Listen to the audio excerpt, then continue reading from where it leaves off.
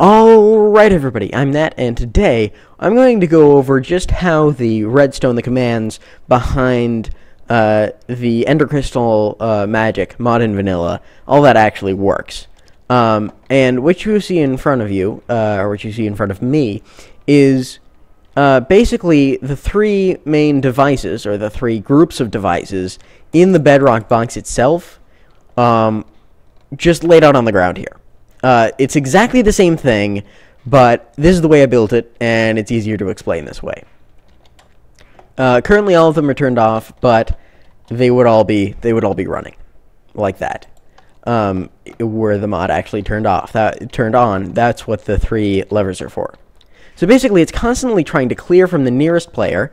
Yes, the nearest player. This doesn't actually work in multiplayer. It's trying to clear a written book, which is the spell. It has a title of EnderCrystal, and it has the page, just shut up, give me the EnderCrystal. If that is successful, it will try to clear all of the different materials, and then it will test. It will force the player to test, and it will return a value. If the blocks beneath the player, the 9 blocks, like say this command block with the player, if the 9 blocks beneath the player are all iron, as they are here, because it's actually comparing it from there to here.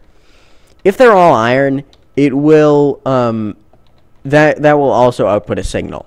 And so basically, if all of those are true, which is what this giant AND gate is for, it will do these things. So first, it will force the player to summon an EnderCrystal, then it will set the score of the EnderCrystal, the power score, to 1, and then it will put the block data, it will slash block data, this command block, to a success count of 0. And what a success count is basically whether or not it's outputting a signal, whether or not the last command was successful. And so that turns this torch back on, which allows this entire thing to be reused, so you can create more than one EnderCrystal. Then, this is why it's important that it has a score of power of 1. All of these things, which control the item giving, you have to give it, a steak or a golden apple or a sword. All of these things, all these command blocks here, work only with EnderCrystals with a score of power of 0, or of 0 or greater, which basically means, in this case, does it have a power score? And if it doesn't, that means it's a naturally spawning EnderCrystal, such as in the end. And we don't want to turn that into a magic EnderCrystal. What this command here does is it executes every EnderCrystal with a score power minimum of 0. It sets the nearest, or not the nearest, but every item within a radius of 2 to a tagged item score of 1 if it is a steak. That's what the ID is for. Same thing with this, only for golden apples, and a tagged item score of 2, and this tagged item score of 3 if it's a diamond sword. Then, it executes every item with a tag score, tagged item of 1. It will set the EnderCrystal score. So this means basically the nearest EnderCrystal. Yeah, it will set the nearest EnderCrystal, which is basically the EnderCrystal that gave it that tag, to a power of 2, and then it will force the EnderCrystal to kill the item.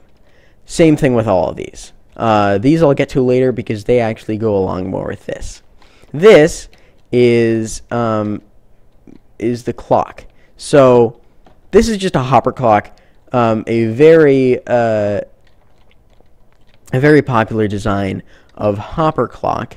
There's some 64 and 5, which works out to about a minute. And so every minute, it will do these things. It will set the block at the EnderCrystal to stained glass, 14 if the power is 4, etc. I believe the other ones are over here. Anyway, it sets the color of stained glass, and then it does the effects. So here, it is affecting, I believe, yeah, it's slash affecting the nearest player. It would be absorption, and here here's another stained glass, and then over here, you get the idea. Stained glass, this controls the stained glass and the effects, the saturation and the absorption. Now, what about the killing of the mobs? Because you'll see that this one is red. If we turn this on, and then we grab a mob, a zombie, a skeleton, or a creeper, it will, as you know, it will kill it. That's handled over here. Basically, it's forcing every ender crystal with a score of power of 4 to affect every creeper within the radius of 7, which is instant damage 1/1. Basically, within 2 hits, that will kill the zombie, skeleton, or creeper. For the skeleton, it actually has to be instant health because they're undead mobs, and it works like that. So there you have it. Pretty simple. Not that many command blocks. Heavy use of the execute command. I'm very, very glad that Mojang added the execute command, and because it's just this useful. That's about it. Hopefully this gave you an idea of just how it works. Maybe if you wanna learn something from this, hopefully you learn something. And yeah, if you like this video, go ahead and leave it a like. Be sure to bestow all sorts of YouTube benevolence like that, liking and subscribing and all that good stuff. If you didn't like it, you have every right to dislike it, but please leave a comment saying why. Yeah. Tell me what you want me to do. I enjoyed making this mod in vanilla. It took me like a month, but I enjoyed making it.